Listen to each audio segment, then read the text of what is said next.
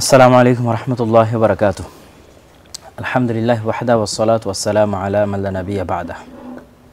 প্রিয় দেশবাসী, আপনারা অবগত আছেন অত্যন্ত হৃদয় বিদারক এবং বাংলাদেশের ইতিহাসের অত্যন্ত ব্যতিক্রম এবং নজিরবিহীন একটি ঘটনা বা দুর্ঘটনা আমরা বলতে পারি, যেটি বাংলাদেশ বিমান বাহিনীর প্রশিক্ষণরত ফ্লাইট লেফটেন্যান্ট তৌকির ইসলাম তার যে প্রশিক্ষণের যে বিমান ছিল সেই বিমানটি নিয়ে তিনি ঢাকা উত্তরার মাইলস্টোন স্কুল অ্যান্ড কলেজে ক্র্যাশ করেন, যার ফলশ্রুতিতে এখন পর্যন্ত প্রায় 30-এর কাছাকাছি নিহতের তথ্য পাওয়া যাচ্ছে এবং 150-র কাছাকাছি আহতের তথ্য পাওয়া যাচ্ছে। বাংলাদেশের ইতিহাসে বা পৃথিবীর ইতিহাসে এই ধরনের ঘটনার অত্যন্ত বিরল এবং আমাদের স্মরণে আসলে পড়ে না যে আমরা বাংলাদেশের ইতিহাসে এই ধরনের ভয়ঙ্কর বিমান দুর্ঘটনা দেখেছি কিনা। তো তার প্রতিক্রিয়ায় সমগ্র দেশে ব্যাপক আলোচনা এবং সমালোচনার জন্ম নিয়েছে এবং অনেক বিষয় সামনে আসতেছে। বাংলাদেশের বিমান বাহিনীর সক্ষমতা, মানুষজনের প্রতিক্রিয়া, মানুষের দুঃখ এবং কষ্ট, তাদের ধৈর্য বা নিজের সন্তানকে হারিয়ে ফেলা। যদি এটা অন্য কোথাও ঘটতো, যদি ছোট বাচ্চাদের স্কুল না হতো, তাহলে হয়তো এতটা মানুষ কষ্ট বা দুঃখ অনুভব করতো না। কেন, স্বভাবজাতভাবেই মানুষ তাদের সন্তানকে ভালোবাসে, আর নিজের সন্তানকে যখন স্কুলে দিয়ে আসে পড়াশোনার জন্য, তখন তার চেয়ে আসলে নিরাপদ জায়গা পৃথিবীতে আর মানুষ মনে করে না যে শিক্ষা প্রতিষ্ঠানের চাইতে নিরাপদ জায়গা আর কোথাও হতে পারে। তো এরকম একটি নিরাপদ জায়গায় এইভাবে আকস্মাৎ তাদের ছেলেমেয়েরা তাদের থেকে বিদায় নিবে, তাও আবার এরকম দুর্ঘটনায় আগুনে পুড়ে তাদের চোখের সামনে, এবং তাদের কিছুই করার থাকবে না। এটা আসলে কত বড় একটি পরীক্ষা বা ধৈর্যের কত বড় একটি পরীক্ষা, তা আসলে আমরা একটু চিন্তা করলেই বুঝতে পারি। তো এরকম ভয়াবহ হতবিহ্বলকর ঘটনায় একজন মুমিনের আসলে কি করণীয় এবং মুমিনের ভূমিকা এবং পদক্ষেপ কি হবে, আমরা ধর্মীয় দৃষ্টিকোণ থেকে আসলে কি চিন্তা ভাবনা করব, এই বিষয়ে আমাদের গল্পে গল্পে কিছুক্ষণ আজকে আমরা তৃতীয় পর্বে আজকে আমাদের অনুষ্ঠানের বিষয় আমরা নির্ধারণ করেছি মাইলস্টোনের যে ট্র্যাজেডি, সেই ট্র্যাজেডিকে সামনে রেখে কত ধরনের প্রশ্ন আমাদের মনে এবং সামাজিক যোগাযোগ মাধ্যমে উত্থাপিত হচ্ছে এবং সেগুলোকে সামনে রেখে আমাদের করণীয়। তো ইনশাআল্লাহ আমরা শুরু করি। বিসমিল্লাহ। আসসালামু আলাইকুম ওয়া রাহমাতুল্লাহি ওয়া বারাকাতুহু। নাহমাদুহু ওয়া নুসাল্লি আলা রাসূলিহিল কারীম, আম্মা বা'দ। যখন এই বিমান দুর্ঘটনাটা ঘটে তখন মূলত আমি দিনাজপুরে,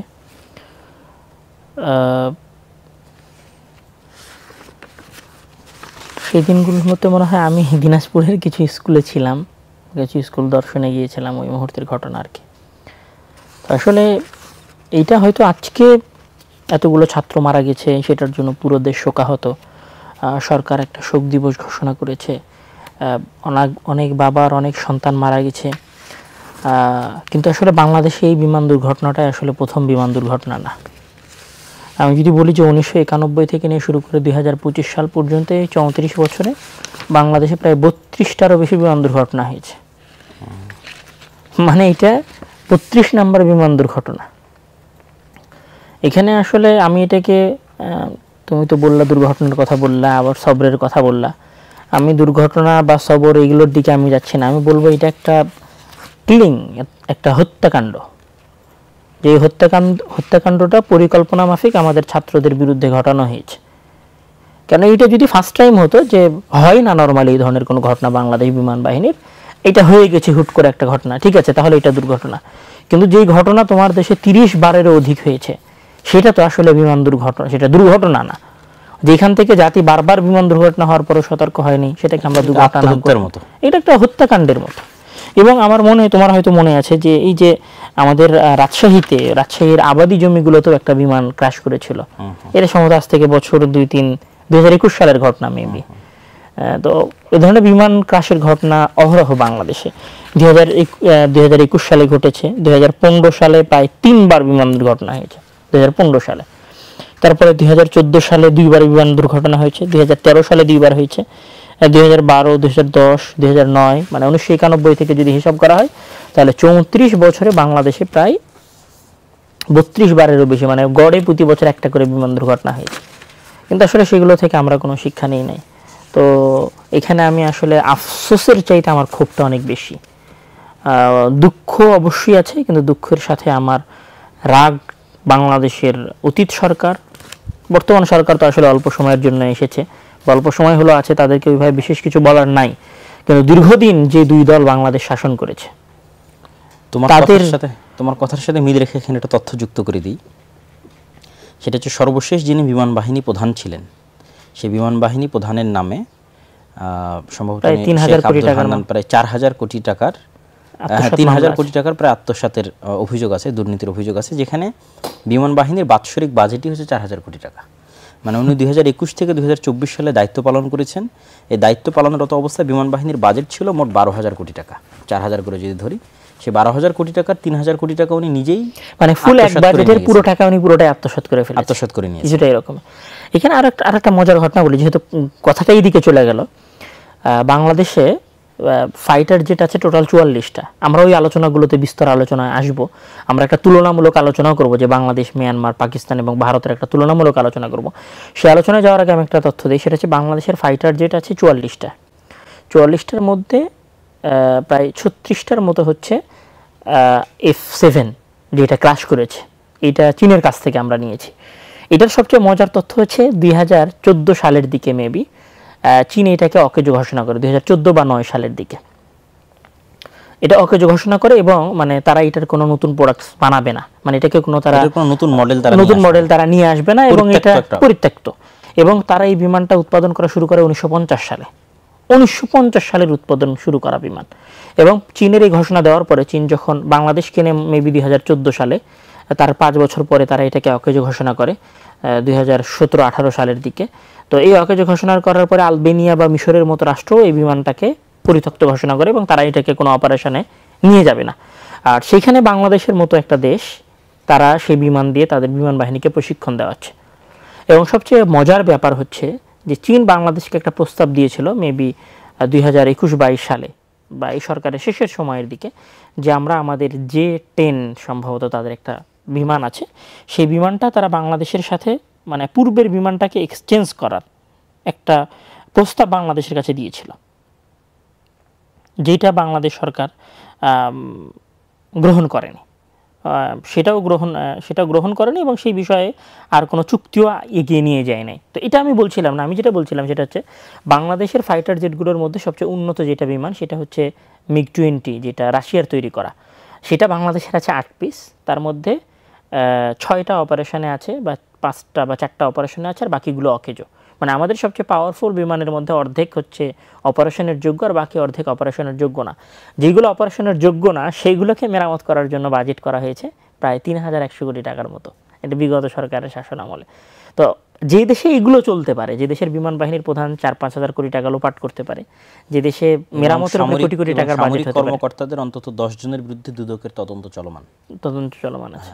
এবং আগের যে সরকার সেনাবাহিনীর প্রধান ছিল আজিজ, তারপরে বেনজিরের কিছু দুর্নীতির তথ্য আজকে প্রকাশ পেয়েছে, তার বাসার কয়টা স্যুট আছে, কয়টা গেঞ্জি আছে, আলিশান একটা ফ্ল্যাটে। এই প্রত্যেকটা পয়েন্টই প্রমাণ করে যে আমরা আমাদের সিভিল সোসাইটিতে বা যারা বেসামরিক কর্মকর্তা, তাদের মধ্যে যে পরিমাণ না দুর্নীতির খবরাখবর আমরা বের করতে পারি, মানে গত সরকারের বিভিন্ন মন্ত্রীর, বিভিন্ন সচিবের, তার তুলনায় আসলে বহুগুণ দুর্নীতি সামরিক কর্মকর্তাদের মধ্যে চলমান আছে, কিন্তু সেটাকে উঠিয়ে নিয়ে আসে না, যেহেতু তারা অত্যন্ত রেস্ট্রিক্টেড, এবং তাদের মধ্যে সাংবাদিকদের প্রবেশ বা তাদের তথ্য বাইরে বের হওয়ার সংখ্যা এবং সম্ভাবনা খুবই কম। ফলত তাদের এই বিষয়গুলো আমাদের চোখের আড়ালেই থেকে যায়। যতটুকু বের হয়ে আসতেছে, যেমন বিমান বাহিনী প্রধানের, তারপরে হচ্ছে সাবেক সেনাবাহিনী প্রধানের, তারপরে 10 জন সামরিক কর্মকর্তার, এই যে ন্যূনতম টুকটাক করে বের হয়ে আসতেছে, এটা হচ্ছে সমুদ্রের বিশাল দুর্নীতির উপরের সামান্য বুদবুদ মাত্র। তো এই জিনিসটাকে সামনে রেখে আমি মনে করি যে এই জিনিসটাকে সামনে রেখে সামরিক বাহিনীর দুর্নীতির উপর সামরিক কর্মকর্তাদের দিয়ে নয়, বরং সিভিল কর্মকর্তাদের দিয়ে বা বিচার বিভাগের কর্মকর্তাদের দিয়ে একটা নিরপেক্ষ তদন্ত হওয়া উচিত, যাতে সামরিক খাতে সরকার যে বাজেটটা দেয়, সেই বাজেটটা যাতে সত্যিকারভাবে সামরিক খাতের জন্য ব্যয় হয়। একে তো আসলে এখানে যেটা বিষয় সেটা হচ্ছে, একে তো বাংলাদেশের যে সামরিক বাজেট সেইটা পাকিস্তান, ভারতের চাইতেও অনেক কম। আমি যদি বলি পাকিস্তানের বাজেট হচ্ছে প্রায় $9 বিলিয়ন মতো, যদিও বা আজকে পাকিস্তানের রুপি অনেক বাংলাদেশের চাইতে কম, মানে বাংলাদেশের 100 টাকা নিয়ে গেলে পাকিস্তানে প্রায় 200 রুপির মতো হয়। আজকে আমরা তাদের রিজার্ভ নিয়ে হাসাহাসি করতেছি, আর কোনো কিছু নিয়ে হাসাহাসি করছি, কিন্তু 2024 সালে তাদের বাজেট ছিল সামরিক খাতে প্রায় $9 বিলিয়ন। আর $9 বিলিয়ন তারা 25 থেকে 26% এয়ার ডিফেন্স মানে এয়ারফোর্সের পেছনে ব্যবহার করেছে, 25 থেকে 26%। আর সেখানে বাংলাদেশের সামরিক খাতে ব্যয় ছিল $3 থেকে $4 বিলিয়ন, যেটা বাংলাদেশ অনুযায়ী আমরা বেশি বলতে পারি, যেখানে আমাদের বাজেটের মাত্র 1.5% শিক্ষা খাতে যায়। সেই জায়গায় যদি 3 থেকে 4 বিলিয়ন ডলার, প্রায় 40,000 কোটি টাকার মতো বাংলাদেশ সরকার সামরিক খাতে ইনভেস্ট করে, তাহলে যেখানে 40,000 কোটি টাকার মতো ইনভেস্ট হয়, সেখানে আসলে কত হাজার কোটি টাকার লোপাট হয়, এবং সেটা কয়টা আসলে বাইরে আসে, কোটি টাকার বাস্তবে সামগ্রী ক্রয় করা হয়। এবং এখানে সবচেয়ে মজার বিষয় হচ্ছে, আমি যদি বলি আমেরিকার কথা বলি, আমেরিকার বাজেট প্রায় সামরিক খাতে বাজেট প্রায় $800 বিলিয়ন কাছাকাছি। সেই $800 বিলিয়ন মধ্যে আমেরিকা ইউজ করে সামরিক মানে এয়ারফোর্সের জন্য প্রায় 26%-এর মতো। তারপরে যদি রাশিয়ার কথা বলি, রাশিয়ার হচ্ছে প্রায় $166 বিলিয়ন মতো, সেটার সে 26-27% এয়ারফোর্সের পেছনে ব্যবহার করে। কিন্তু যেহেতু তার একটা বিশাল এরিয়া হচ্ছে ল্যান্ড জমিনের, এই জন্য সে অধিকাংশ খরচ করে তার আর্মির জন্য, সামরিক খাত তার সেকেন্ড। এর বিপরীতে যদি আমরা চায়নার কথা বলি, চায়না প্রায় $266 বিলিয়ন খরচ করে সামরিক খাতে, $266 বিলিয়ন। সেইটার ওই রকম 20 থেকে 25% হচ্ছে এয়ারফোর্সের পেছনে, মানে 20 থেকে 25% এয়ারফোর্সের পেছনে, মানে মূল সামরিক খাতের খরচের।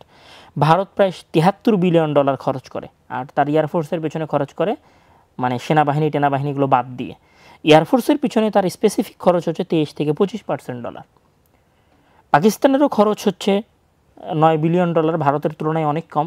যেখানে ভারতের $73 বিলিয়ন, সেখানে পাকিস্তানের খরচ হচ্ছে সামরিক খাতে মাত্র $9 বিলিয়ন।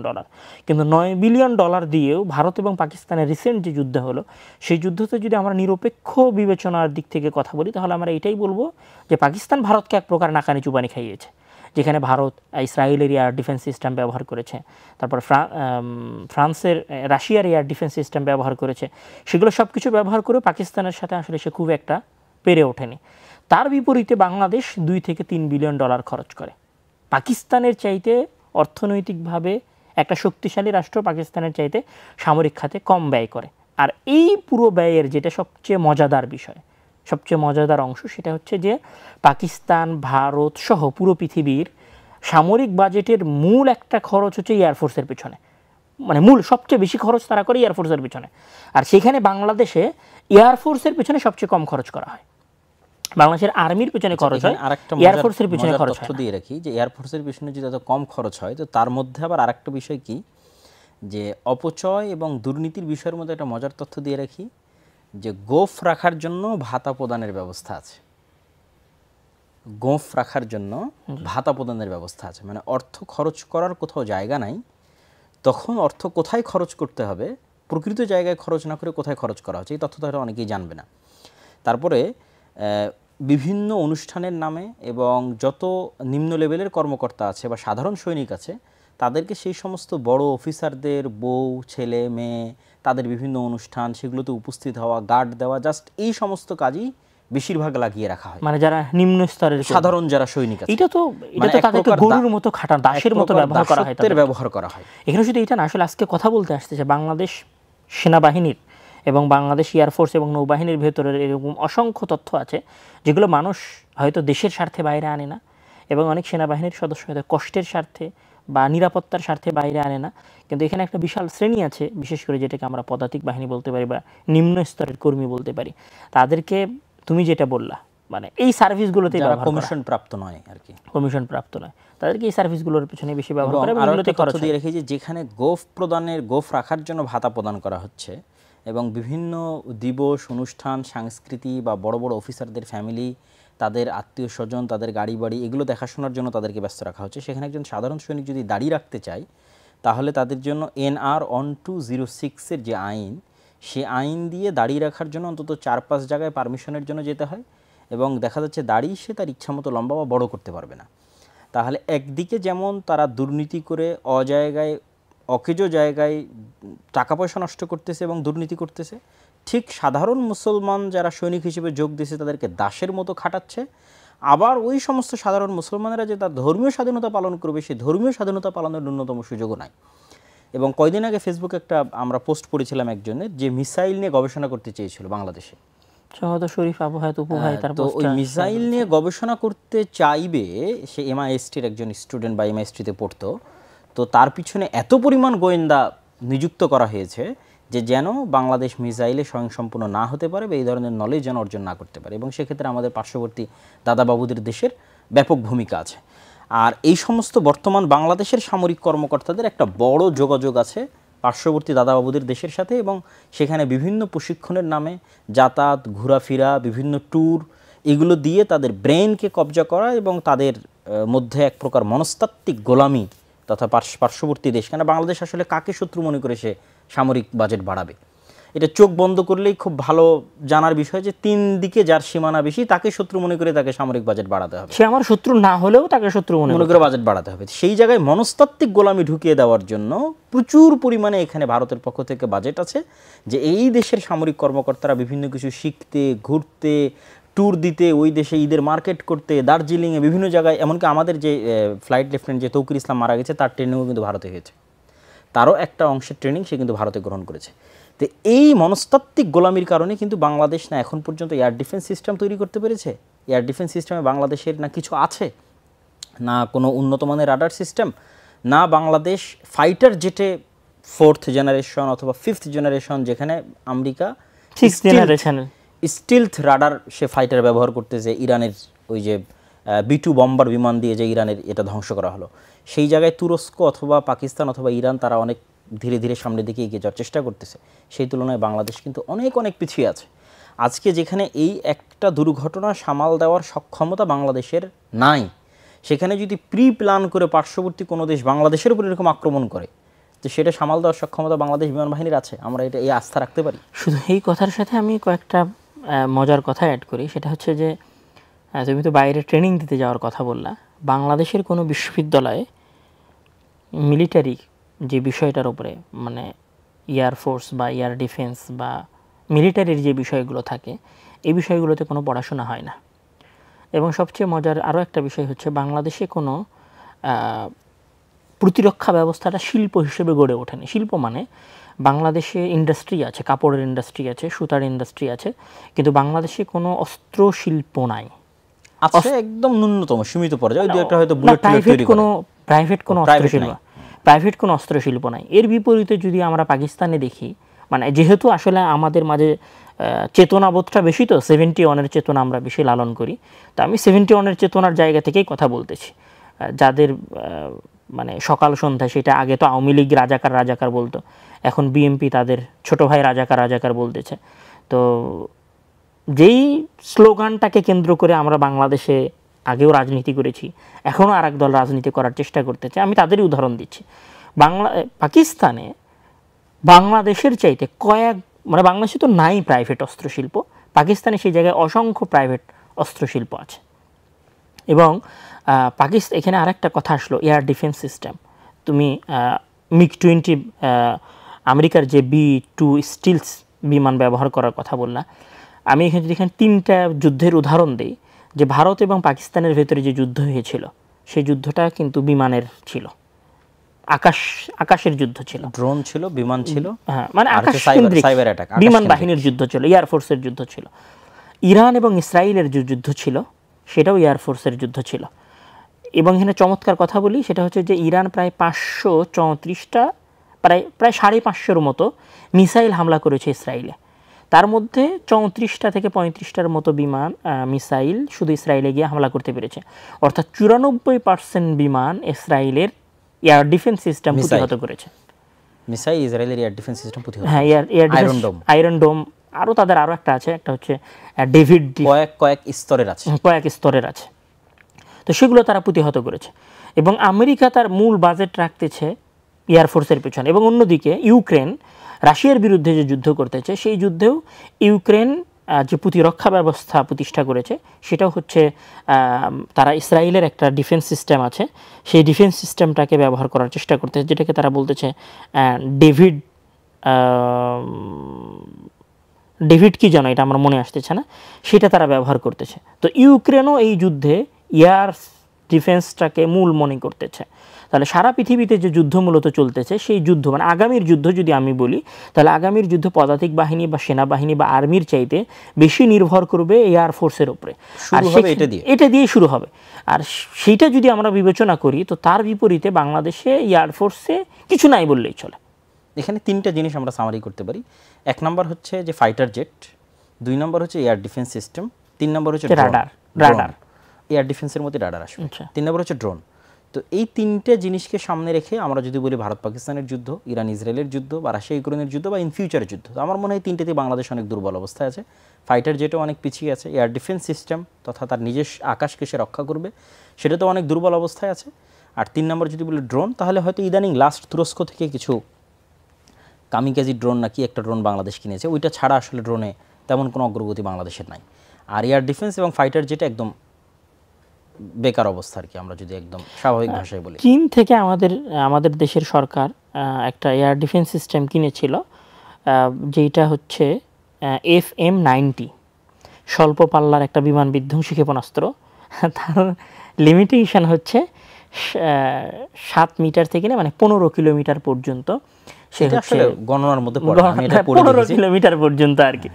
আমি শুধু একটু বলি যে এর বিপরীতে S-400 যেটা রাশিয়ার S-400 এর কিলোমিটার হচ্ছে 400 কিলোমিটার পর্যন্ত, মানে হ্যাঁ 400 কিলোমিটার দূরের কোনো 400 কিলোমিটার দূরে যদি কোনো মিসাইল আসে সেটাতে সে ডিটেক্ট করতে পারে এবং সেটাতে সে হামলা করতে পারে, পাল্টা সে হামলা করতে পারে। এবং বর্তমান পৃথিবীর আসলে প্রতিযোগিতাটাই চলছে এয়ার ডিফেন্স সিস্টেমের উপরে। মানে বর্তমান পৃথিবীতে যারা যেটা করার চেষ্টা করতেছে, তাদের চেষ্টার মূল একটা অংশ হচ্ছে আগে যেমন চায়না বলল যে স্টিলথ যে ফাইটার জেট, যেটা রাডারকে ফাঁকি দিতে পারে আমেরিকার, সেটাকে ধরার মতো প্রযুক্তি চায়না তৈরি করে ফেলেছে। এটা বলছে quantum defence system, quantum physics দিয়ে হয়তো এটা ফিজিক্স দিয়ে তৈরি করেছে। এটা চলমান একটা প্রজেক্ট। পৃথিবীতে সবচেয়ে চ্যালেঞ্জিং এখন প্রজেক্ট হচ্ছে কোয়ান্টাম প্রজেক্ট বা কোয়ান্টাম কম্পিউটারিং এর ক্ষেত্রে বলতে পারি। কোয়ান্টাম ফিজিক্সকে সামনে রেখে সামনের দিকে আগানো, এটা অত্যন্ত ক্ষুদ্র থেকে ক্ষুদ্রতী অংশ নিয়ে কাজ করা। জি, তো সব মিলিয়ে আমরা যদি এয়ারফোর্সের উপরে আমাদের কথাটুকু টানি, তো অন্যদের আমরা যে জায়গায় ভুলছিলাম আর কি, কথাটা একটু এলোমেলো হয়ে গেল। ডিফেন্স সিস্টেমে আমাদের যেমন দুর্বলতা আছে, সামরিক যুদ্ধ বিমানে আমাদের তেমন দুর্বলতা আছে, এবং ড্রোনের ক্ষেত্রেও আমাদের দুর্বলতা আছে। সকল দুর্বলতাকে সামনে রেখে বাংলাদেশ সরকারের যে বাজেট এয়ারফোর্সের জন্য সেটা অনেক কম। এবং এখানে একটা মজার কথা বলি, যেটা আমি বলতে যাচ্ছিলাম শুরুতে, সেটা হচ্ছে যে সবাই এয়ারফোর্সে বাজেট দিচ্ছে, বেশি করতেছে, আর বাংলাদেশে এয়ারফোর্সের বাজেট হচ্ছে সেনাবাহিনীর মানে সামরিক খাতের বাজেটের মধ্যে সবচেয়ে কম অংশ পায় আসলে এয়ারফোর্স। আসলে কার ভয়ে, কার ইশারায় বাংলাদেশ আসলে এয়ারফোর্সের সবচেয়ে কম বাজেট রেখেছে? এবং একটা মজার বিষয়, বাংলাদেশ একসময় রাশিয়ার কাছ থেকে একটা ট্রেনিং বিমান কেনার চেষ্টা করেছিল, ফাইটার জেট, যেটার মূল উদ্দেশ্য ছিল মানে ওইটা যদি কেউ ট্রেনিং নেয়, এটা হচ্ছে তাদের ভাষায় 130, রাশিয়ার ভাষায় কি যেন বলে এটাকে। তো সেটাতে ট্রেনিং দিলে যেটা সুবিধা হয় যে ওই বিমানে ট্রেনিং দেওয়ার পরে রাফায়েল বা F-60 এরকম যে কোনো ধরনের বিমান ওই পাইলট পরিচালনা করতে পারে। এই প্রযুক্তি বাংলাদেশ মানে এইটার প্রতি বাংলাদেশ 15-16 সালের দিকে আগ্রহ দেখালেও বাংলাদেশ এরপরে এই চুক্তির দিকে আর আগ্রহ দেখায় নাই। মানে কার ইশারায় আসলে চুক্তিটা বন্ধ হয়ে গেছে সেটা আল্লাহ তাআলাই ভালো জানে বলতে আমরাও জানি এবং বাংলাদেশে আলোচনা হচ্ছে। এবং সবচেয়ে মজার বিষয় হচ্ছে নীলফামারীর যে বিমানবন্দর, দক্ষিণ এশিয়ার সর্ববৃহৎ বিমানবন্দর, সামরিক বিমানবন্দর, অথচ সেই বিমানবন্দরের কোনো সামরিক বিমান ঘাঁটি, অথচ সেই বিমান ঘাঁটির কোনো কার্যক্রম নাই। তাহলে বাংলাদেশে আমি এটা বলবো যে বাংলাদেশে প্ল্যানিং বাংলাদেশের বিমান বাহিনীটাকে ডিমোটিভেটেড, অবহেলিত এবং বাধ্য করে ছোট করে রাখা হয়। আর তার বিপরীতে বাংলাদেশ যেটাতে সবচেয়ে শক্তিশালী এবং বাংলাদেশে যে জিনিসটা আমদানি করা হয়েছে এবং বাংলাদেশ যেটাতে সারা পৃথিবীর চেয়ে এগিয়ে আছে, সেটা যে চেতনার ব্যবসা আর রাজনীতি, সভাপতি, সহসভাপতি, ছাত্রনেতা, চাঁদাবাজি, দুর্নীতি, আসলে 53 বছরে একটা বিষয়ে বাংলাদেশ সারা পৃথিবীতে সর্বোচ্চ স্থান অধিকার করেছে যদি আমরা বলি। এবং এটাই যদি বাংলাদেশের সফলতা যদি আমরা বলি, তাহলে এই 53 বছরে বাংলাদেশের 53 বছরে আমাদের সফলতা হচ্ছে 71 এর চেতনা। এর বাইরে আর কোনো কিছু নাই। এই জায়গায় আসলে আমরা যাকেই পরিষ্কার করার চেষ্টা করি না কেন, বাংলাদেশে যারাই 53 বছরের ক্ষমতায় এসেছে তারা সবাই বাংলাদেশের এয়ারফোর্সের দুর্বলতার জন্য দায়ী, এবং তারা সবাই বাংলাদেশের 34 বছরের 32টা বিমান দুর্ঘটনার জন্য দায়ী, তারাই বাংলাদেশের এয়ার ডিফেন্স সিস্টেমে সবচেয়ে দুর্বল থাকার জন্য দায়ী। আজকে হয়তো মানুষ ফ্র্যাঙ্কলি, আমি এখানে বলি, আজকে হয়তো মানুষ ফ্র্যাঙ্কলি কথা বলতে পারতেছে, তাই এই বিষয়গুলো আসতেছে। যদি আজকে দলীয় সরকার থাকতো তাহলে আজকে ওই বিষয়গুলো আসতো না। এবং বাংলাদেশের নত পররাষ্ট্রনীতি কেন মানে এয়ার ডিফেন্স সিস্টেমে বা বাজেট কেন বাড়াতে পারতেছে না, বা যেটা তুমি বললা যে এগুলোতে কেন আসলে সামনের দিকে আগানো যাচ্ছে না, কোন ইঙ্গিত বা কোন আকার বা কোন প্রবলেম, সেটা যে বাংলাদেশের নত পররাষ্ট্রনীতি। এই জায়গা থেকে যদি বাংলাদেশ বের হতে চায় তাহলে বাংলাদেশকে চায়না এবং পাকিস্তান এবং তুরস্ক, এই যে বেল্টটা আছে, এই বেল্টের সাথে তার সামরিক সক্ষমতা, সামরিক যোগাযোগ এবং সামরিক চুক্তি বাড়াতে হবে। এবং এটাতে আসলে কারো কথায় কান দেওয়া যাবে না, এটা নিজস্ব স্বাধীনতার জন্য এটা জরুরি। এটা কারো কথায় কান দিয়ে এটাতে পিছিয়ে থাকলে এখানে আসলে মানে আমি বলি এটাও আসলে চেতনার সমস্যা থেকে শুরু। মানে আমাদের দেশের মানুষ কেন এইটা মনে করে যে ভারত আমাদের বন্ধু, ঠিক আছে ওকে ভারত আমাদের বন্ধু, 71-এ ভারত আমাদেরকে সাহায্য করেছে, ঠিক আছে, তর্কের খাতিরে মেনে নিলাম যে ভারত 71-এ আমাদেরকে সহযোগিতা করেছে, তারা আমাদের বন্ধু, ঠিক আছে, অন্ধ হয়েই মেনে নিলাম। কিন্তু এর মানে কি এইটা যে আমরা আমাদের সামরিক খাতে কোনো উন্নয়ন ঘটাতে পারবো না, বা এর মানে কি এইটা যে আমরা নিজেদেরকে শক্তিশালী করতে পারবো না? এই জায়গায় কেন আমাদেরকে ভারতের কথা শুনতে হবে? 71-এ ভারতের পক্ষ থেকে একটা 7 দফা চুক্তি করা হয়েছিল বাংলাদেশের তৎকালীন অন্তর্বর্তী সরকারের সাথে। যে চুক্তির মধ্যে একটা দফা ছিল যে বাংলাদেশের নিজস্ব স্বাধীন সেনাবাহিনী থাকবে না, বাংলাদেশের মিলিশিয়া টাইপ কিছু সীমিত অস্ত্রের ব্যবহারের বাহিনী থাকবে যারা অভ্যন্তরীণ নিরাপত্তা রক্ষা করবে। আর বাংলাদেশের পুরো পররাষ্ট্রনীতি এবং বাংলাদেশের পুরো সামরিক সিস্টেম আমাদের পার্শ্ববর্তী দেশ দেখবে। তাহলে যেহেতু ওই সময় থেকে তাদের এই মেন্টালিটি ছিল, সুতরাং এটা তো তারা কন্টিনিউয়াস চাপাতেই থাকবে। এবং সবচেয়ে যে বিষয়গুলো অসন্তুষ্টির যে বিষয়গুলো এসেছে, সেই বিষয়গুলো তো স্পষ্ট যে আসলে ভারত চায় না, আমাদের দাদা বাবুরা চায় না যে আমরা শক্তিশালী হই, সামরিক দিক থেকে আমাদের এবং আমাদের পররাষ্ট্রনীতি স্বাধীন হোক, এটা তারা কোনোভাবেই চায় না। এবং এখানে কথা আসলো তাই বলি, এই যে আমাদের পাশের মায়ানমার, যদি মায়ানমারের সামরিক খাতের কথা বলা হয়, আমাদের সামরিক খাতে বাজেট হচ্ছে 699 কোটি টাকা, 699 কোটি মার্কিন ডলার। সেখানে মায়ানমারের সামরিক খাতের ব্যয় হচ্ছে 270 কোটি মার্কিন ডলার। মানে তারা আমাদের চাইতে অর্ধেক ব্যয় করে। অথচ আমি যদি নৌজাহাজের কথা বলি, তাহলে মায়ানমারের কাছে নৌজাহাজ আছে 362টা, তার মধ্যে যুদ্ধজাহাজ আছে 362টার মধ্যে 238টা, আর সেখানে বাংলাদেশের যুদ্ধজাহাজ আছে 190টা, আর তার মধ্যে যুদ্ধ করতে পারবে এরকম যুদ্ধজাহাজ আছে 145টা। আমরা যদি রকেট প্রজেক্টের কথা বলি, তাহলে মায়ানমারের কাছে রকেট আছে 580টা, আর বাংলাদেশের কাছে সেই জায়গায় রকেট ছোড়ার মতো যন্ত্র আছে হচ্ছে 70টা। তারপরে আমরা যদি বলি যে ট্যাঙ্কের কথা যদি বলি, তাহলে মায়ানমারের কাছে ট্যাঙ্ক আছে 320টা, বাংলাদেশের কাছে ট্যাঙ্ক আছে 320টা, আর মায়ানমারের কাছে ট্যাঙ্ক আছে প্রায় 700টা। এর বিপরীতে সবচেয়ে মজার ঘটনা হচ্ছে বাংলাদেশে আবার সাজোয়া যান, মানে সামরিক বাহিনীর যে সাজোয়া যান, এইটা আবার মায়ানমারের চাইতে বাংলাদেশের সংখ্যা বেশি। কিভাবে, কেন, এটা লজিক, মানে কি কারণে বেশি সেটা আসলে আল্লাহ ভালো জানে। মায়ানমারের যুদ্ধবিমান আছে, আমি একটু বলি, মায়ানমারের যুদ্ধবিমান আছে 293টা, আর আমাদের যুদ্ধবিমান আছে 216টা। ওদের হেলিকপ্টার আছে 80টা, আমাদের হেলিকপ্টার আছে 73টা। আমি এখানে যেটা বলতে চাচ্ছিলাম সেটা হচ্ছে মায়ানমারের সামরিক বাজেট আমাদের বাজেটের চাইতে অর্ধেক। তারপরেও এটা আমাদের চাইতে, যদিও তুলনার জায়গা না, কিন্তু তারপরেও তারা আমাদের চাইতে এগিয়ে। আমাদের সাথে যদি মায়ানমারের তুলনার এই অবস্থা হয়, এটা সামারি করে ফেলি যে এই পর্বের শেষটা আসলে সামারি আমরা কি করতে পারি। এই পর্বের শেষটা আমি এভাবেই বলতে পারি যে, প্রথম যদি বলি, একটু খোঁটা দিয়েই বলি, আমাদের চেতনা শক্তির বাইরে অন্য কোনো চেতনা শক্তি নাই। আমাদের চেতনা শক্তির বাইরে অন্য কোনো শক্তি নাই, চেতনা শক্তির বাইরে আমাদের অন্য কোনো শক্তিই নাই। আর সেকেন্ড যদি কথা বলতে চাই, ভারত যদি কালকেই চায়, এখনই যদি চায়, সে বাংলাদেশের যে কোনো স্থাপনায় হামলা করবে, সে হামলা করতে পারে। এটা তার কাছে অনটুয়ের ব্যাপার। বাংলাদেশের এই ধরনের হামলা ট্যাকেল দেওয়ার কোনো যোগ্যতা নাই এবং কোনো ক্ষমতাই নাই। আসলে শুধু বিভিন্ন রাজনীতিক মাইলস্টোনের এই ঘটনায় আমাদের সবার, পুরো দেশবাসীর এই বিষয়টা জানা উচিত, এবং এই বিষয়ে সরকারকে চাপ দিয়ে হলেও আগ্রহী করা উচিত যে আমরা সবাই নিরাপত্তাহীনতায় ভুগতেছি। যদি আমরা এখানে স্বল্প সময়ের মধ্যে কোনো পদক্ষেপ না নিই, তাহলে বাংলাদেশের 20 কোটি জনগণের জান এবং মালের কোনো নিরাপত্তা নাই। মাইলস্টোনের এই ছাত্রগুলো মরে গিয়ে আমাদেরকে এটা জানিয়ে দিয়ে গেল যে শুধু আমরা অনিরাপদ তা না, তোমরা বাংলাদেশের সবাই অনিরাপদ, এবং তোমাদের দেশের যত যুদ্ধ বিমান আছে সকল যুদ্ধ বিমান বেকার, অকার্যকর, এগুলো দিয়ে যেমন যুদ্ধ করা যাবে না, এগুলো তো নিজেকেই বাঁচাতে পারে না, যুদ্ধ কি করবে। আমরা যদি সামারি টানি তাহলে এই অংশের সামারি টানতে পারি। এখন যদি আমরা আসলে মাইলস্টোনের এই যে দুর্ঘটনার দিকে যেতে চাই, তাহলে আসলে এখানে এই দুর্ঘটনাটাকে আমরা কি আযাব বলবো, নাকি আসলে এটাকে আল্লাহর পক্ষ থেকে পরীক্ষা বলবো, এটাতে আসলে আমাদের অভিভাবকগণ সবর করবেন, ধৈর্য ধরবেন, নাকি আসলে কি করবেন, সে আলোচনাগুলো হয়তো আসতে পারে।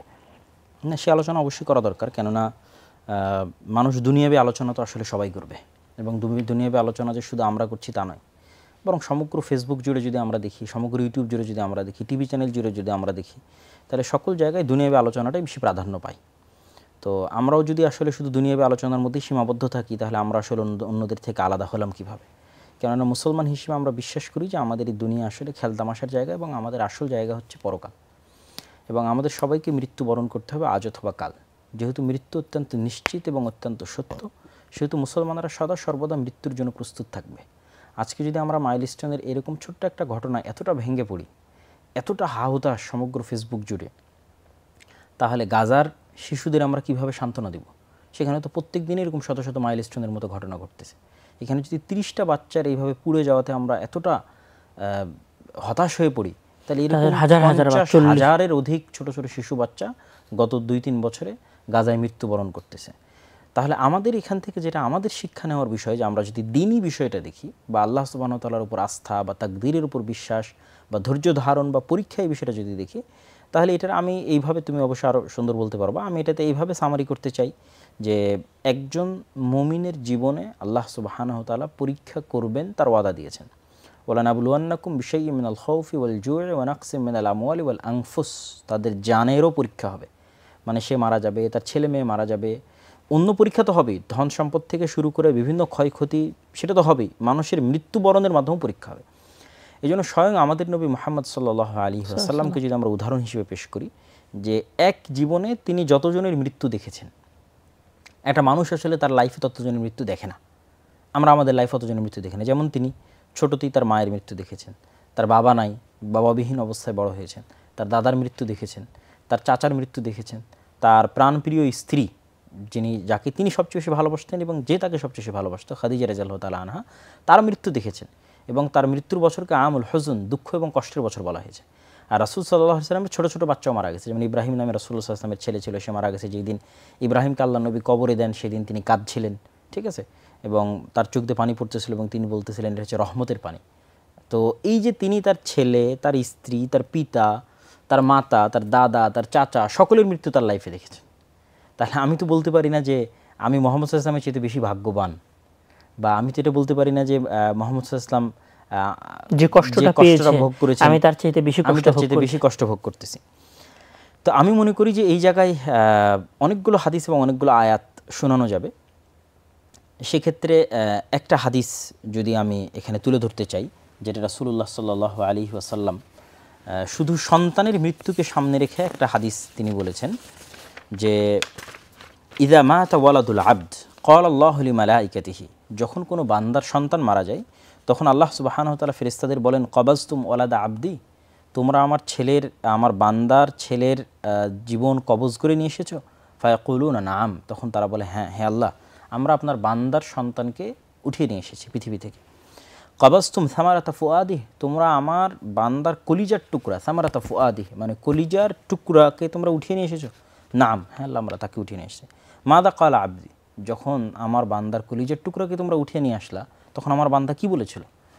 তখন ফেরেশতারা উত্তরে বলে, হ্যাঁ আল্লাহ, আপনার বান্দা বলেছিল হামিদাকা ওয়াস্তারজা, আপনার বান্দা আপনার প্রশংসা করেছে এবং বলেছে ইন্না লিল্লাহি ওয়া ইন্না ইলাইহি রাজিউন। ফায়াকুল, তখন আল্লাহ বলে, ইবনু লিআবদি বাইতান ফিল জান্নাহ ওয়া সাম্মুহু বাইতাল হামদ, তোমরা আমার এই বান্দার জন্য, যে বান্দা তার সন্তানকে হারানোর পরেও আমার প্রশংসা করতে পারে, তার জন্য জান্নাতে একটা ঘর তৈরি করো এবং ওই ঘরের নাম দাও বাইতুল হামদ। এবং এখানে যেই বাক্যটা উচ্চারণ করার ফজিলত বর্ণনা করা হয়েছে, যে ইস্তারজা, যে ইন্না লিল্লাহি ওয়া ইন্না ইলাইহি রাজিউন, যেটা আল্লাহ সুবহানাহু ওয়া তাআলা কোরআন মাজিদে বলেছে, যে যখন তারা কোনো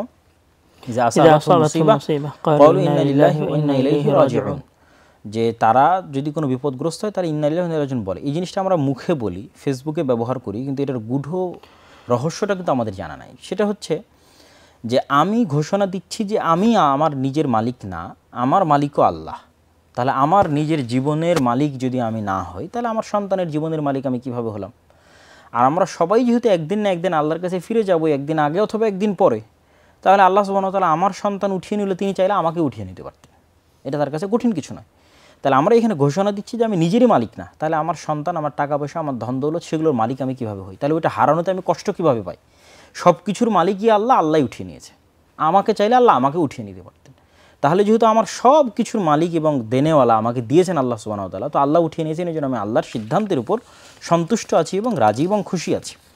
তো অন্য একটা হাদিস রাসূলুল্লাহ সাল্লাল্লাহু আলাইহি ওয়াসাল্লাম বলতেছেন যে কেউ যদি কোনো বিপদগ্রস্ত হয়ে এই দোয়াটা পড়ে যে ইন্না লিল্লাহি ওয়া ইন্না ইলাইহি রাজিউন, তাহলে আল্লাহ সুবহানাহু তাআলা তার যে জিনিসটা হারিয়ে গেছে সেটার চাইতে উত্তম জিনিস আল্লাহ সুবহানাহু তাআলা তাকে দান করেন। তো উম্মে সালামা রাদিয়াল্লাহু তাআলা আনহা একবার বলছিলেন যে আমার তো স্বামী হারিয়ে গেছে, তা আমি ইন্না লিল্লাহি ওয়া ইন্না ইলাইহি রাজিউন বলে আমি আসলে কি পাবো? আমি আর চেয়ে উত্তম কী পাবো? পরবর্তীতে দেখা গেল যে উম্মে সালামা রাদিয়াল্লাহু তাআলা আনহা রাসূল সাল্লাল্লাহু আলাইহি ওয়াসাল্লামের সাথে বিবাহ হয়েছে। তো এই হাদিসটার প্রতি আমাদের বিশ্বাস রাখতে হবে যে আমার সন্তান মারা গেছে, অবশ্যই এর মধ্যে কোনো না কোনো কল্যাণ আল্লাহ সুবহানাহু ওয়া তাআলা নিহিত রেখেছেন, যেটা আমি জানি না। কেননা আমার কাছে এই সময়টা অনেক লম্বা, আর আল্লাহ সুবহানাহু ওয়া তাআলার কাছে এই সময়টা অনেক অল্প। আমাদের কাছে 16 বছর মনে হয়েছে জুলম নির্যাতন অনেক লম্বা, কিন্তু আল্লাহ সুবহানাহু ওয়া তাআলার কাছে এটা কিছুই না। আর আল্লাহ সুবহানাহু ওয়া তাআলা লাতিফ, তিনি সব কিছু খুব ধীর স্থিরভাবে এবং সূক্ষ্মভাবে করেন, এবং তিনি জানেন এরপরে কি হবে, এরপরে কি হবে আমরা তো জানি না। আমরা জানি না, এই জন্য আমরা হতাশাগ্রস্ত হই, আমরা চিন্তাগ্রস্ত হই। যেমন খিজির আলাইহিস সালাতু ওয়াস সালামের ঘটনায় যদি আমরা দেখি, যিনি একটা ছোটো বাচ্চাকে মেরে ফেলে দিলেন, মুসা আলাইহিস সালাম বললো কেন মারলেন? তো উনি জানতেন না যে আসলে কী আছে। তো উনি বললো যে এই বাচ্চা যদি বড় হতো তাহলে পিতা মাতাকে হত্যা করতো। তো আসলে কোনটার মধ্যে কি কল্যাণ আছে সেটা যেহেতু আমরা জানি না, যিনি লাতিফ তিনি জানেন, সেহেতু তার ফায়সালা এবং তার সিদ্ধান্তের উপর আমাদের সন্তুষ্ট থাকা এবং আমাদের রাজি এবং খুশি থাকা অত্যন্ত জরুরি। আর আসলে সবরের উপর এত অসংখ্য ফজিলত এবং এত অসংখ্য হাদিস আছে যেটা আসলে বলে শেষ করা যাবে না, এবং এত আয়াত আল্লাহ সুবহানাহু ওয়া তাআলা পবিত্র কোরআন মাজিদে অবতীর্ণ করেছেন সবরের জন্য। এমনকি সর্বোচ্চ যে মর্যাদাটা আল্লাহ সুবহানাহু ওয়া তাআলা, সেটাও আল্লাহ সুবহানাহু ওয়া তাআলা সবরের জন্য দিয়েছেন, যে ইন্নাল্লাহা মা'আস সাবিরিন। মানুষ নেকি করার মাধ্যমে হয়তো অটোমেশনের মাধ্যমে সে নেকি পেয়ে যাচ্ছে, কিন্তু এমন একটা নেকি যেটার মাধ্যমে সে সরাসরি আল্লাহর নৈকট্য এবং সান্নিধ্য অর্জন করবে, সেটা হচ্ছে ধৈর্য।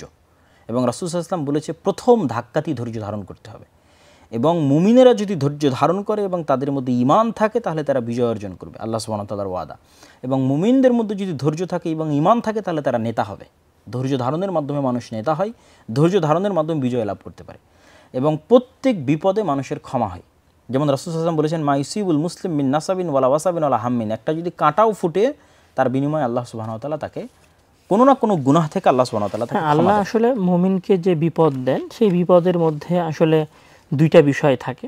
একটা হচ্ছে আল্লাহ তাআলা মুমিনের ঈমান পরীক্ষা করেন, একটা হচ্ছে ইবতিলা, যে আসলে আমার বান্দার ঈমানের কি অবস্থা। যেমন মহান আল্লাহ তাআলা বিভিন্ন নবীগণকে পরীক্ষা করেছেন, ইউসুফ আলাইহিস সালাতু ওয়াস সালাম, ওয়াইদ ইবতালা ইব্রাহিম রাব্বুহু, এবং যে 5 জনকে উলুল আজম বলা হয়, যে সেই 5 জনের মূল কারণই হচ্ছে তাদেরকে আল্লাহ অনেক বেশি পরীক্ষা করেছেন এবং তারা পরীক্ষায় ধৈর্য ধারণ করেছে। একটা হচ্ছে এখানে একটা বিষয় আছে, একটা হচ্ছে পরীক্ষায় ধৈর্য ধারণ করা। আল্লাহ তাআলা বান্দাকে পরীক্ষা করার জন্য বিপদ দেন, এটা আমাদেরকে জানতে হবে।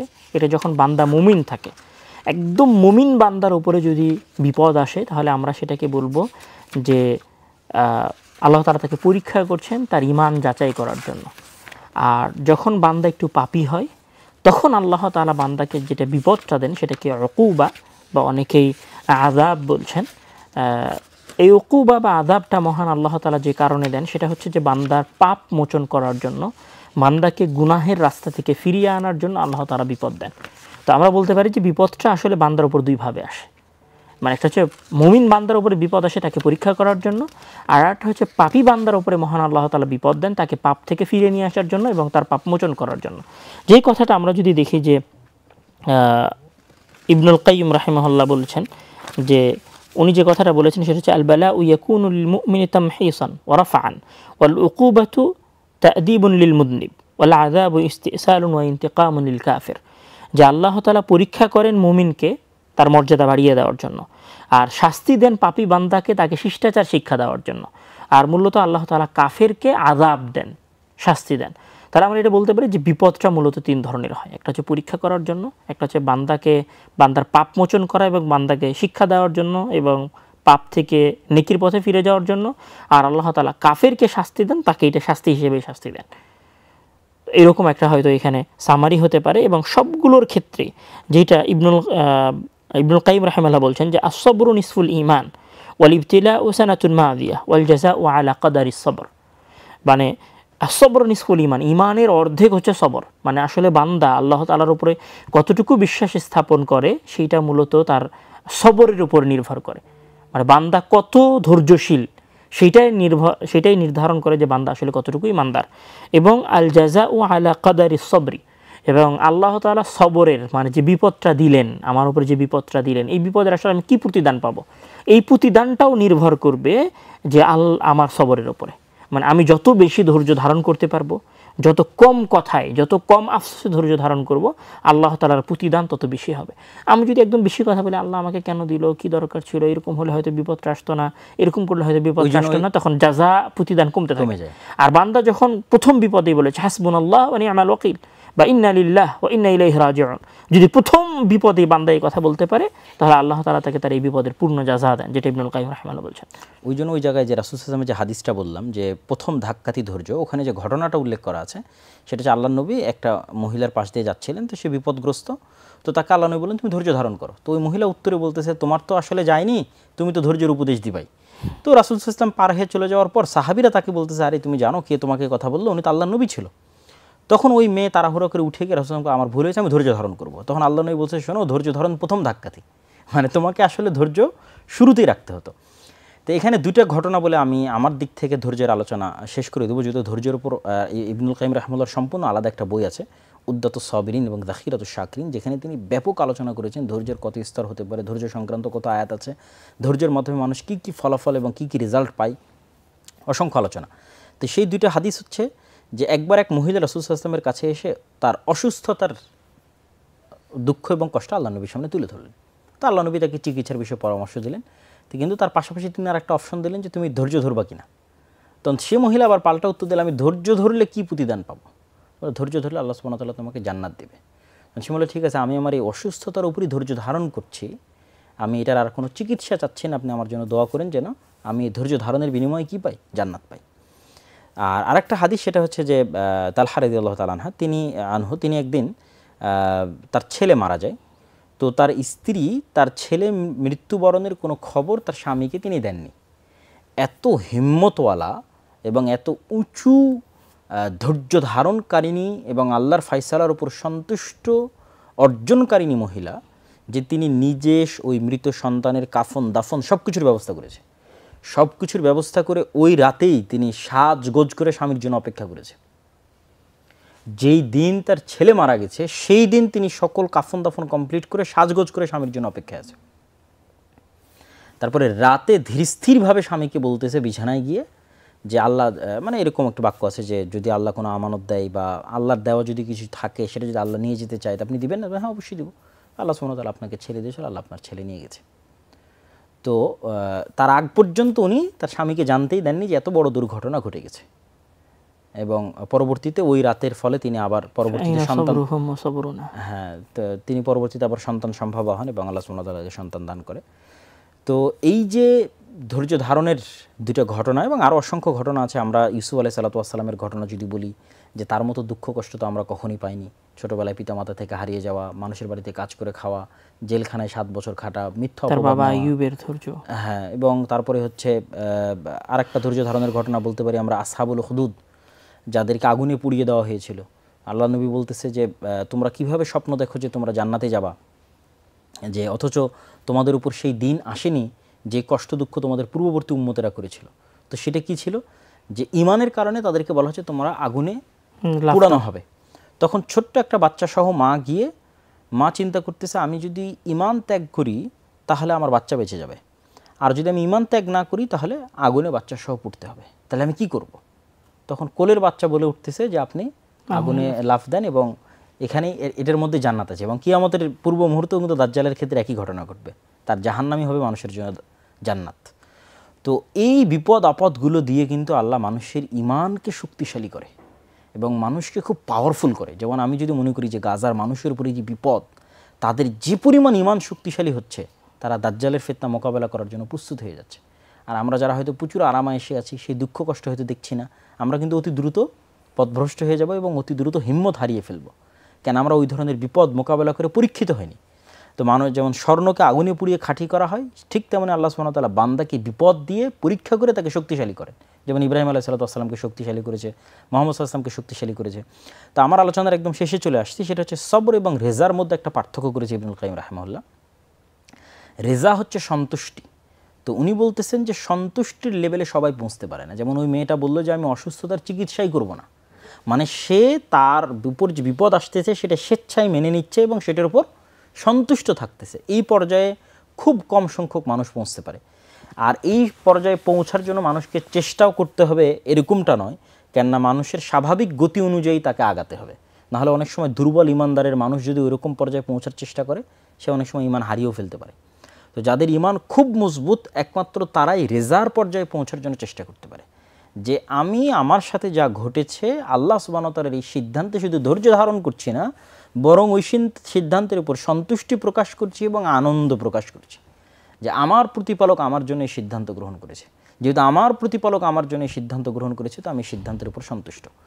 তো এই লেভেলে পৌঁছার মতো ইমান আসলে সবার হয় না, তবে যেই লেভেল পর্যন্ত পৌঁছাটা সবার জরুরি সেটা হচ্ছে ধৈর্য। যে অন্তরে একটু কষ্ট থাকবে, মেনে নিতে একটু কষ্ট হবে, তারপরও ঠিক আছে, এটা তাকদিরে ছিল, আল্লাহ এটা ফায়সালা করে রেখেছিল, ঠিক আছে আমি এটা ধৈর্য ধারণ করে মেনে নিচ্ছি। পরিপূর্ণ সন্তুষ্টির সাথে নয়, কিন্তু ধৈর্য ধারণ করা এতটুকু প্রত্যেক মুমিনের কর্তব্য। আসলে আমাদের এই কথাগুলোর সাথে মাইলস্টোনের এই ঘটনা, বাংলাদেশের সামরিক সক্ষমতার এই কথাগুলোর আসলে আমরা কিভাবে কানেকশন জুড়ব?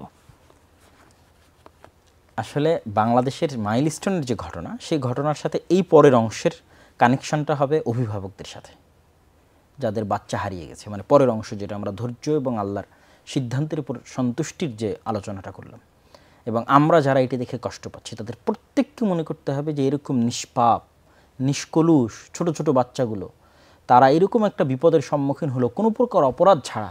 গাজার বাচ্চার কি অপরাধ? তারও তো কোনো অপরাধ নাই। তাদেরকে এর চেয়েও বেশি ভয়ঙ্করভাবে আকাশ থেকে সে বিমান ধ্বংস করে দিয়ে যাচ্ছে। তাহলে আমাদের রাস্তা কি? আমাদের রাস্তা হচ্ছে আল্লাহ সুবহানাহু ওয়া তাআলার সিদ্ধান্তের উপর সন্তুষ্ট এবং মনে করা অবশ্যই এর মধ্যে কোনো না কোনো কল্যাণ আছে। এবং এখানে আরেকটা জিনিস শিক্ষণীয়, সেটা হচ্ছে এই জন্য আসলে একটা সন্তান বা দুইটা সন্তান নেওয়া উচিত না। এখন ধরেন যেই অভিভাবক শুধু একটাই সন্তান নিয়েছে, অথবা শুধু দুইটাই সন্তান নিয়েছে, আর হয়তো সন্তান নেন স্থায়ী হয়তো বন্ধ্যাকরণ করেছে, তো এইরকম দুর্ঘটনা তো পৃথিবীতে ঘটবেই। আপনি তো শতভাগ গ্যারান্টি দিতে পারবেন না। এই জন্য সন্তান একটু বেশি রাখাই ভালো। এই জন্য শাইখ আব্দুর রাজ্জাক বিন ইউসুফ বহু বক্তব্যে বলেছে যে সন্তান একটা দুইটা না মরলে জান্নাত কীভাবে নিশ্চিত হবে। ওনার কিন্তু বহু বক্তব্যে বলা আছে। তা আপনার যদি 8টা 10টা সন্তান না হয়, তাহলে একটা দুইটা মরবে কীভাবে? আর একটা দুইটা না মরলে আপনি জান্নাত কীভাবে নিশ্চিত করবেন? কেন এই ছোটো ছোটো বাচ্চাগুলো যারা নিষ্পাপ অবস্থায় মারা যায়, এরা তাদের পিতামাতাকে জান্নাতে না নিয়ে যাওয়া পর্যন্ত তারা জান্নাতে যাবে না, এবং তারা ইব্রাহিম আলাইহিস সালাতু ওয়াস সালামের সাথে জান্নাতে অবস্থান করবে। তো এটা তো অনেক বড় সম্মানের বিষয়, এবং এই সম্মানটা আরও বাড়ে যখন পিতামাতা ধৈর্য ধারণ করে, এই ফায়সালার উপর ধৈর্য ধারণ করে, তখন এই সম্মানটা আরও বাড়ে। তো সেই জায়গায় যদি আমাদের শুধু একটাই বা দুইটা সন্তান থাকে, তাহলে তো আমরা আসলে আরও বেশি হতাশাগ্রস্ত হব। তো এই জন্য আমি মনে করি যে আমাদের অবশ্যই সকলের অত্যাধিক সন্তান নেওয়া উচিত এবং মানসিকভাবে প্রিপার থাকা উচিত, প্রস্তুত থাকা উচিত যে আল্লাহ সুবহানাহু ওয়া তাআলা আমাদের যে কোনো সময় যে কোনো পরীক্ষা নিতে পারে। আমার সন্তানকে নিতে পারে, আমাকেও নিতে পারে, আমার ধন সম্পদকে নিতে পারে। তাহলে এই পর্বের আলোচনাটা হচ্ছে মাইলস্টোনের যে শিক্ষার্থী, তাদের বন্ধুবান্ধব, তাদের ক্লাসমেট, তাদের ওই স্কুলের টিচার, ওই স্কুলের বাচ্চা যারা মারা গেছে, তাদের অভিভাবক, সকলের জন্য এই পর্বের আলোচনাটা। আর শুরুর যে আলোচনাটা করলাম, এই আলোচনাটা হচ্ছে এই যে বিমানটা বিধ্বস্ত হলে, ইসলাম তো কখনোই বলে না যে আমরা বাস্তবিক যে লজিক আছে, কার্যকরণের যে সূত্র আছে, ফিজিক্স যে আছে, এইটাকে অস্বীকার করার কথা তো ইসলাম কখনো বলে না। ইসলামে আল্লাহ ভরসা উটকে বেঁধে রাখার পরেই, চেষ্টার পরেই, প্রত্যেকটা জায়গায়, এমনকি যে সমস্ত জায়গায় অলৌকিক ঘটনা ঘটেছে সেখানেও চেষ্টা আছে। অলৌকিক ঘটনা বলতে আল্লাহ সুবহানাহু ওয়া তাআলা ফেরাউনকে ডুবিয়ে দিলেন, এটা তো অলৌকিক ঘটনা। তো ওখানে কি মুসা আলাইহিস সালামকে কোনো প্রকার চেষ্টা করা ছাড়াই ফেরাউনকে ডুবিয়ে দিয়েছে না? মুসা আলাইহিস সালামকে বলা হয়েছে তোমার লাঠি বাড়ি মারো। এতটুকু চেষ্টাও তোমাকে করতে হবে। জাকারিয়া আলাইহিস সালামকে সন্তান দানের ক্ষেত্রে বলা হয়েছে যে তুমি 3 দিন চুপ করে থাকো, 3 দিন চুপ করে থাকো এবং আল্লাহর কাছে চাইতে হয়েছে, জিকির করতে হয়েছে, আল্লাহর তাসবিহ পাঠ করো। মুসা আলাইহিস সালাতু ওয়াস সালামকে আল্লাহ জিহ্বা ঠিক করে দিতে পারতেন, কিন্তু আমাকে দোয়া শিখিয়ে দেওয়া হয়েছে, রব্বি ইশরাহ লি সাদরি, এটা বলো, তাহলে আল্লাহ তোমার দোয়া শিখিয়ে দেবে। কোনো কিছু আল্লাহ সুবহানাহু ওয়া তাআলা মানুষ চেষ্টা না করলে আল্লাহ সুবহানাহু ওয়া তাআলা দেন না। তো তার মানে কি আমরা এইভাবে আমাদের দেশকে, পুরো 20 কোটি জনগণকে পার্শ্ববর্তী দাদাবাবুদের দেশের সামনে একটা আত্মহত্যার বিশাল মঞ্চ এবং দ্বিতীয় গাজা হিসেবে উপস্থাপন করে দিব? কোনো প্রস্তুতি গ্রহণ করব না?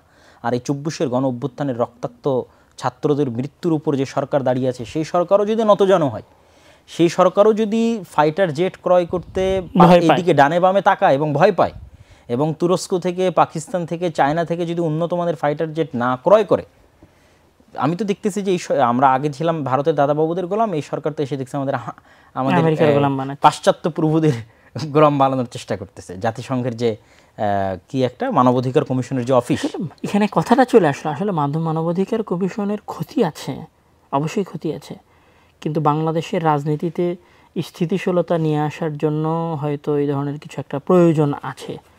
না, এটা হচ্ছে, এটার ক্ষতির দিকটা বেশি। এটা প্রায় বাংলাদেশের সকল আলেম ওলামা এবং সকল যতগুলো ইসলামী দল আছে তারা এই বিষয়ে একমত যে এটার ক্ষতির দিকটা বেশি, এবং কোথাও গিয়ে তারা আসলে তেমন কোনো উপকার করতে পারেনি। এটার ক্ষতিটা কোথায় হবে? এরা মানবাধিকারের নাম দিয়ে সমকামিতা, এলজিবিটিকিউ, ওদের ক্ষমতায়ন এবং ওদের নিরাপত্তার ব্যবস্থা, বাকি আসলে যুদ্ধের কোনো নিরাপত্তার ব্যবস্থা তারা করতে পারবে আজাদিই তো পারেনি। আমার নিজের নিরাপত্তা আমাকেই করতে হবে, কেউ এসে করে দিবে না। তো সর্বশেষ আমরা একটা কথা দিয়ে আলোচনা শেষ করতে পারি। ইবনুল কাইয়িম রাহিমাহুল্লাহ বলছেন যে আল বালাউ ইমতিহানুম মিনাল্লাহি লিআবদিহি লিয়ারফাআ বিহি দারাজাত, আল্লাহ তাআলা তার মুমিন বান্দাকে পরীক্ষা করেন যেটা দিয়ে তার মর্যাদা বৃদ্ধি করে, ওয়া ইউকাফিরু আনহু খাতিআত, এবং এই পরীক্ষার মাধ্যমে তার আল্লাহ তাআলা পাপ মোচন করে দেন। আর ওয়া আম্মাল আযাব ফাহুয়া জাযাউন আলা যুনুবি ওয়াল মাআসি, আর আযাব শাস্তিটা হয় বান্দার পাপ এবং সীমালঙ্ঘনের কারণে। ওয়াইদা আসররা আলাইহাল আবদু ওয়ালাম ইয়াতুব, তো আল্লাহ তাআলা যেন আমাদের সকল অভিভাবকগণকে এই বিপদে ধৈর্য ধারণ করার তৌফিক দান করে, এবং আল্লাহ তাআলা যেন তাদের এই বিপদের মাধ্যমে তাদের গুনাহ মাফ করে দেয়। এবং তাদের এখানে গুরুত্বপূর্ণ কয়েকটা বিষয়, সেটা হচ্ছে যে আমরা এর আগের কয়েকটা লাইভে প্রশ্ন নিইনি। আচ্ছা, এই লাইভে গুরুত্বপূর্ণ কিছু প্রশ্ন আসছে। আসলে প্রশ্ন নিলে লাইভে মানুষ কানেক্টেড হয় বেশি, তাদের আজ অনেক কিছু জানার আগ্রহ থাকে। এর আগের 2 লাইভেও প্রচুর প্রশ্ন আসছে যে আব্দুর রহিম কেন আমাদের এই আলোচনায় উপস্থিত হয় না। আব্দুর রহিম দেশে নাই, আসলে আব্দুর রহিম মিশরে আছে, সে বাংলাদেশে আসলে আমরা তাকে লাইভে যুক্ত করব ইনশাআল্লাহ। তো আব্দুর রহিম আসলে দেশে নাই, সে মিশর আল আজহার বিশ্ববিদ্যালয়ে মাস্টার্স করতেছে। এখানে একজন বলেছে জাতিসংঘের মানবাধিকার কমিশন নিয়ে কিছু বললে ভালো হয়। আপনার জিজ্ঞাসা ছাড়াই আমরা আসলে মানবাধিকার না, তারপর বাংলাদেশের রাজনৈতিক বিষয়গুলো নিয়ে একটা আলোচনা হতে পারে হয়তো। হ্যাঁ, আলাদা একটা দিনে সেটা আলোচনা হতে পারে। তবে অল্প একটু আমরা এখানে আসলে করে ফেলেছি। বই 2টি বাংলা অনুবাদ হয়েছে কি? আমরা তো এখানে একটা বইয়ের কথাই বলেছি, উদ্দাতুস সাবিরিন ও জাখিরাতুশ শাকিরিন, তাই না? আর কোন বইয়ের কথা বলেছি? এই বইয়ের বাংলা অনুবাদ হয়েছে, সবর এবং শুকুর নামে বাংলা ভাষায় বিভিন্ন প্রকাশনে অনুবাদ করেছে। ছোট বাচ্চা যারা আগুনে পুড়ে মারা গেল তারা অবশ্যই শহীদ। রাসূল সাল্লাল্লাহু আলাইহি ওয়াসাল্লাম কয়েকটা বিষয়কে শহীদের মর্যাদা দিয়েছেন, শহীদ হওয়া ছাড়াই। তো সেই শহীদের মর্যাদাগুলোর মধ্যে যেমন পানিতে ডুবে মারা যাওয়া, আগুনে পুড়ে মারা যাওয়া, মাটি চাপা বা কোনো কিছুর নিচে চাপা পড়ে মৃত্যুবরণ করা, এইরকম কিছু বিষয়গুলো, পেটের পীড়া, পেটের অসুস্থতায় যারা মারা যায়, পেটের যন্ত্রণা, পেটের ব্যথায় যারা মারা যায়, এই ধরনের বিষয়গুলোকে রাসূল সাল্লাল্লাহু আলাইহি ওয়াসাল্লাম শহীদের মর্যাদা দিয়েছেন। তবে এই শহীদটা অবশ্যই যারা যুদ্ধের মাঠে শহীদ হয়েছে সরাসরি সেই সমপর্যায়ের মর্যাদা নয়, তবে তাদের জান্নাতে যাওয়ার বিষয়টিকে নিশ্চিত করে। এই শহীদ হওয়াটা তাদের জান্নাতে যাওয়ার বিষয়টি নিশ্চিত করে। তবে যারা আল্লাহর রাস্তায় যুদ্ধ করে শহীদ হয়েছে তাদের মর্যাদা অবশ্যই বেশি হবে। এবং আমাদের জানা থাকা উচিত যে জান্নাতে স্তরভেদ আছে, জান্নাতের মর্যাদার ভিত্তিতে সুযোগ সুবিধা, অফার, ফ্যাসিলিটি অনেক কিছুর পার্থক্য হবে। তো যারা আল্লাহর রাস্তায় যুদ্ধ করে শহীদ হয়েছে তাদের ফ্যাসিলিটি, তাদের অফার, তাদের মান মর্যাদা কোন লেভেলের হবে সেটা সর্বোচ্চ লেভেলের হবে। আর যারা হয়তো আল্লাহর রাস্তায় যুদ্ধ না করে শহীদের সমমানের মর্যাদাটা পাচ্ছে, তাদের জান্নাতে যাওয়ার নিশ্চয়তা আছে, কিন্তু ওই লেভেলের সমপর্যায়ের সমমর্যাদার নয়। এখানে আর কোনো প্রশ্ন ছিল কি না? কোন পাপের কারণে দোয়া কবুল হয় না? আমার মনে হচ্ছে দিন দিন খারাপ হয়ে যাচ্ছে, আমার করণীয় কি? আমাদের অনুষ্ঠানের সাথে রিলেটেড প্রশ্ন দেখো। আচ্ছা, হ্যাঁ, আমাদের অনুষ্ঠানের সাথে রিলেটেড দেখলে ভালো হয়। আল্লাহকে পরীক্ষা করার একটা উপায় থাকা উচিত। এটা আসলে মানে নাস্তিক স্টাইলের প্রশ্ন করেছে আর কি। আসলে আল্লাহ সুবহানাহু তাআলার সাথে আমাদের সম্পর্কের বিশ্বাসের জায়গাটা কিভাবে হবে, সেটা হচ্ছে যে আমি তো আসলে নিজেকে সৃষ্টি করতে পারিনি বা আমার নিজেকে সৃষ্টি করার সক্ষমতা নাই। মানুষ হয়তো রোবট তৈরি করতেছে, কিন্তু মানুষ তার একটা মানুষ বানাতে পারতেছে না। মানুষ তো রূহকে সৃষ্টি করতে পারতেছে না। মানুষ তো মানুষের মতো যে কলব, সেটাকে তো মানুষ সৃষ্টি করতে পারতেছে না। তাহলে যে আল্লাহ সুবহানাহু তাআলা আমাকে সৃষ্টি করেছেন, সে আল্লাহ সুবহানাহু তাআলার অসংখ্য নিয়ামত আমরা ভোগ করতেছি, এবং সেই নিয়ামতগুলোকে যদি আমরা সামনে রাখি, তাহলে আমাদের এই বিপদ আপদকে কিছু মনে হবে না। কেন কিছু মনে হবে না? দেখেন, ওই আসলে কথা লম্বা হয়েছে, শেষ করি, কেন কথাগুলো আমরা আগেও বলে ফেলেছি। ওয়াইন্না ইলাইহি রাজিউন, আমাদেরকে তো আল্লাহর কাছে যেতেই হবে। ভাই, আপনি যদি গ্যারেন্টি দিতে পারতেন যে হ্যাঁ পৃথিবীতে কেউ আজীবন বেঁচে থাকবে, তাহলে না হয় বুঝতাম যে মৃত্যুবরণ করা আল্লাহ কেন তাকে মৃত্যু দিল। মৃত্যুবরণ তো করতেই হবে, একদিন আগে অথবা একদিন পরে। আপনি কি কোনো নিশ্চয়তা দিতে পারবেন যে বাচ্চা আজকে মারা গেলে সে বাচ্চা আর 100 বছর পর বেঁচে থাকতো, আর 200 বছর বেঁচে? অসম্ভব, তাকে মৃত্যুবরণ করতেই হতো। সুতরাং এই জিনিসটা আগে নিশ্চিত হতে হবে যে আমাদের সকলকে মৃত্যুবরণ করতে হবে। অতএব মৃত্যুবরণ বড় কোনো বিপদ নয়, এটা বাস্তবতা। জাস্ট সময়ের পার্থক্য, ধরনের পার্থক্য। কেউ হয়তো অ্যাক্সিডেন্ট করে মারা যাচ্ছে, কেউ বমের আঘাতে মারা যাচ্ছে, কেউ এখানে বিমান ক্র্যাশে মারা যাচ্ছে, কেউ বাড়িতে পড়ে মারা যাচ্ছে, কেউ অসুখ বিসুখ হয়ে মারা যাচ্ছে, কেউ স্বাভাবিকভাবে মারা যাচ্ছে, কিন্তু মারা যাচ্ছে। সুতরাং এটা আপনাকে মেনে নেওয়ার পর আপনাকে প্রশ্ন করতে হবে যে এটা আসলে বিপদ কিনা। তখন তো আসলে মনে হবে এটা কোনো বিপদই না। ভাই, মারা যেত, আমি একদিন আগে মারা গেলাম, এভাবে মারা গেলাম, এতটুকুই কষ্ট, একটা ছোট বাচ্চা মারা গেল। তো আমরা তো শুরুই করলাম যাকে রাসূল সাল্লাল্লাহু আলাইহি ওয়াসাল্লাম, যাকে আল্লাহ সুবহানাহু ওয়া তাআলা সবচেয়ে বেশি ভালোবাসতেন, তার বাচ্চা মারা গেছে, সেটা দিয়ে আমরা আমাদের আলোচনা শুরু করেছি। সুতরাং এটা নিয়ে আমি মনে করি যে ঈমানকে যদি আমরা শক্তিশালী না করতে পারি, তাকদীরের প্রতি বিশ্বাসকে যদি আমরা শক্তিশালী না করতে পারি, ওগুলো নিয়েও আমাদের আলাদা আলাদা পর্ব থাকা উচিত বা আলোচনা থাকা উচিত। তাহলে ওই জিনিসগুলো মানুষের কাছে আরও ক্লিয়ার হবে। তো আমরা আমাদের আজকের এই অনুষ্ঠান শেষের দিকে নিয়ে যাচ্ছি ইনশাআল্লাহ। এরপরেও যখন আপনাদের সামনে আমরা আসবো গল্পে কিছুক্ষণে, তখন আপনারা টপিক রিলেটেড প্রশ্ন করিয়েন, আমরা উত্তর দেবো ইনশাআল্লাহ। আর পরবর্তী কোনো অনুষ্ঠানে আব্দুর রহিম আপনাদের সাথে যুক্ত হবে ইনশাআল্লাহ।